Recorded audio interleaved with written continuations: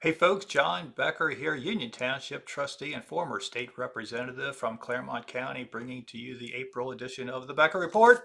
And I have a draft of it right here. Hopefully, if there's no glitches, I will be able to get that out tonight. Hey, if you'd like to subscribe, go out to beckergop.com and scroll down a little bit. You'll see a way to put in your name and email address. Also, subscribe to my YouTube channel.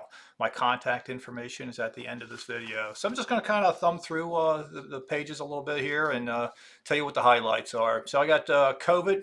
Once again, that seems to be an ongoing issue that won't go away. And a number of links to some articles that people might be interested in.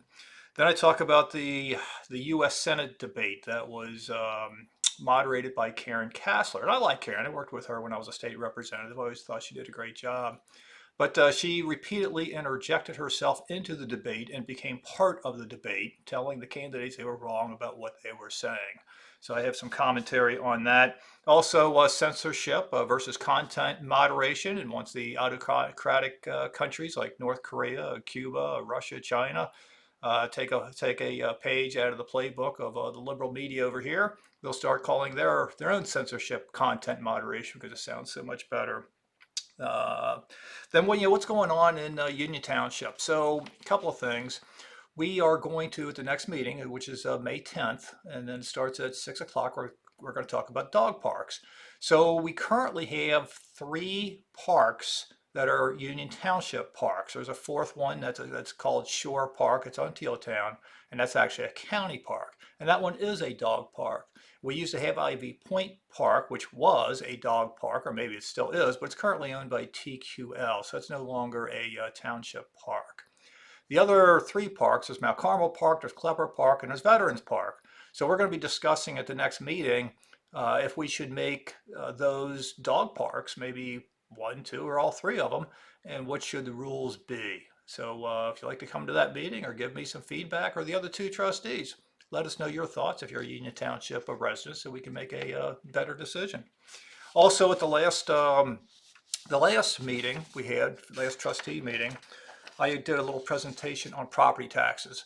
So it's a matter of you look at your property tax bill, you see this area called distribution, you want to know where your property taxes are going. I do a presentation, I got slides that I've linked to, and you can see for yourself property tax distribution, where it goes to the different school districts, and the Union Township piece of it, how much is divided between police and fire and the roads and administration and such. Also, then I talk about my restaurant visits. So that's something I'm on a quest to visit every restaurant in Union Township. And the idea was just to, help area businesses, kind of get out of my own comfort zone. And, my wife is usually with me at these visits. And, I found one in particular this past month, I guess this last week, called Indian Bistro in Withensville. It's across the highway from Red Lobster. It's kind of set way back from the roads, kind of near that UDF or Shell gas station. And just an awesome place. Great service, great food. I highly recommend that. And also something I'm trying to figure out, maybe some people can help me with this, is I'm used to calling, I've lived here since 1985. And the I-275 changed Union Township considerably, but when they built the Eastgate Mall, everything around here became known as Eastgate. Well, prior to the Eastgate Mall, you had places like Summerside and Willowville and Glen, Este, Mount Carmel. Some of those names are still known, but some of them are not. And so I'm kind of trying to figure out where those old boundaries used to be. And I'm going to start naming these restaurants instead of just calling them Eastgate if they're around the mall. Start calling them maybe Glen Este or Summerside or Willowville or wherever they are. But something else with all of this I discovered is the area along 125. You have Withensville as you head out toward Amelia, and toward Anderson Township, you have Cherry Grove. So the question that has come up now is the Cherry Grove Shopping Center actually in Cherry Grove? Well, it depends. I found two maps, one of which shows Cherry Grove strictly within Anderson Township. If that's correct, then the part inside Union Township, like the Cherry Grove Mall, can't be in Cherry Grove. I saw another map that shows an area called Tobasco. that goes all the way to the county line. So that's a whole southeastern or southwestern corner of Union Township is Tabasco, according to that particular map. So that's all the way from Clough Pike to Pierce Township to Withamsville to well, the Cherry Grove inside Anderson Township. So I'm on a quest now to kind of try to figure that out as well. So after this, then I got another 7 minutes that has that property tax discussion that I did at the last trustees meeting. So tune in for that. And this concludes the Becker Report, and I'll see you next month. Bye-bye.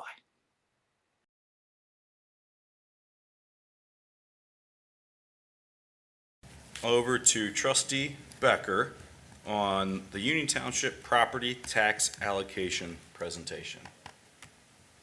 Okay. See if I get this to work. So first off, I have never created a PowerPoint presentation. So the one I did, wrong button. The one I did the last month, I actually did all the graphs and put it together or just sent it to Mr. Wright, and he was the one that put together the PowerPoint.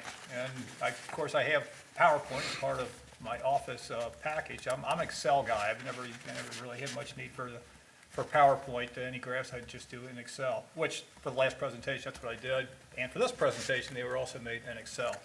But anyway, so what I wanted to talk about tonight was, I've heard a lot of complaints about property taxes. Of course, there was, 3 reasons for that, or 4. We had a fire levy, we had a police levy, we had a school levy, and, 4 reasons, and it was a 6-year revaluation year by the county auditor. So this quadruple whammy all came together at the same time. A lot of people had a lot of, words that I can't repeat, describing their property taxes. Well, one of the questions that came up, I think will be of interest to the audience here, is, so when I get my property tax bill, which looks like, I know you can't read that, but this is, I think everybody's familiar with the property tax bill you get from their county auditor. In the middle section that I highlighted up there, it's called current tax distribution. So it's just a breakdown, and in my case anyway, there's 5 categories. There's Claremont County, Union Township, West Claremont Local School District, Great Oaks Joint Vocational School, and the Public Library. So what I wanted to do is put together some slides to show kind of that distribution of, kind of in a graphical format. So the question I'm answering is, where do my tax dollar, my real estate property tax dollars, where does that money go? And I got, I think about 4 slides on this. So the answer to the question, it depends on where you live. So this first slide, or this first graph, is if you live in the West Claremont School District. So of your property tax bill, 60% of it goes to West Claremont Schools, 27% of it goes to Union Township, and I'm going to drill down on that pie wedge. 9% goes to Claremont County, 3% to Great Oaks, and 1% to the library. Now on Claremont County, I did drill down, I don't have a slide on that, but I did drill down on it a little bit. And those dollars go to developmental disability, mental health, senior services, the county parks, and administration. Go to the next slide. This one, so first off, before I go to the next slide, West Claremont and Batavia schools are very similar. I didn't do a separate one on Batavia. This one's if you live in Milford. And if you live in the Milford School District, this probably won't surprise you. You're paying a whole lot more. And I'm not making a judgment here if you're getting a good value or not. I'm just giving you numbers. Milford schools, it's costing you 67%. So that's a little bit more, 2/3 of all your property taxes goes to Milford schools if you live in the Milford School District. And then that reduces the percentages of all the other areas. So I'm going to flip back and forth again. So you can see that's West Claremont schools and Milford schools. It is quite a difference. So on this next chart, and I know you can't read any of this, I'm just going to kind of walk you through it. So I got kind of curious. So of all of the area school districts, looking at just the property taxes, and this is based on the tax rates, and the rates I got from the county treasurer's office. The first 2 are Goshen and Claremont Northeast. And I have those in red because I want to point out it's really not a fair comparison. Initially, I wasn't going to have them on the chart. Because technically, this is correct, that of the property tax dollars, these two are the lowest. What the chart doesn't tell you is that both of these school districts have an income tax. So if you live in those school districts, you're paying an earned income tax out of your wages in addition to the property taxes. So moving along, the next two blue bars, which are relatively low, is New Richmond and then Williamsburg. The purple bar in the middle, that one is West Claremont. So as you can see, it's pretty much in the middle of the area here. Very close to that, as I said earlier, was the Batavia schools. It's slightly higher, but not a whole lot more. And the one next to that is Forest Hills, because I guess I've heard for a long time that the Forest Hills School District is very expensive. And so I got that data actually from the Hamilton County Auditor's Office, looking at their tax rates. And frankly, it's not all that expensive relative to, say, Loveland and Milford. So the green one at the very end is Milford. It is the highest of all of them around, but the Loveland is fairly close to it. So that's how your school districts are looking for is your property taxes. Again, I'm not casting any values here on or judgments on whether you're getting a good deal from your school system or not. Just telling you these are where your property taxes are going. And John, for Forest Hills is Anderson, correct? Yes. Correct, okay. So this last slide I have, this is the drill down on the Union Township piece of the pie. So 25% roughly, again, depending on which school district you're in, 25% of your property taxes go to Union Township. So how do we spend your property tax dollars? And I'm really proud of myself with the color scheme here. I did red for fire and EMS. I did blue for police. I've been patting myself on the back for weeks now.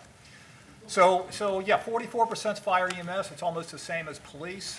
45%. You had a pretty nice police report up here tonight telling you how your dollars are being spent. I can tell you, I like what I'm hearing. The yellow wedge is roads, and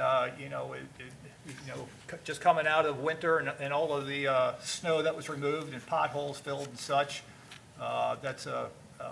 I would think actually it would be more than that, so I think we're getting a pretty good deal there. And then that gray wedge, the smallest piece of it, that's 4%, and that's administration and other.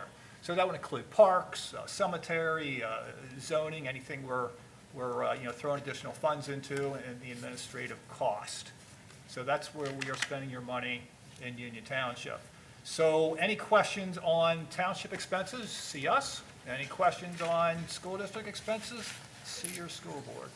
That, gentleman, concludes my update. Thank you, Trustee Becker.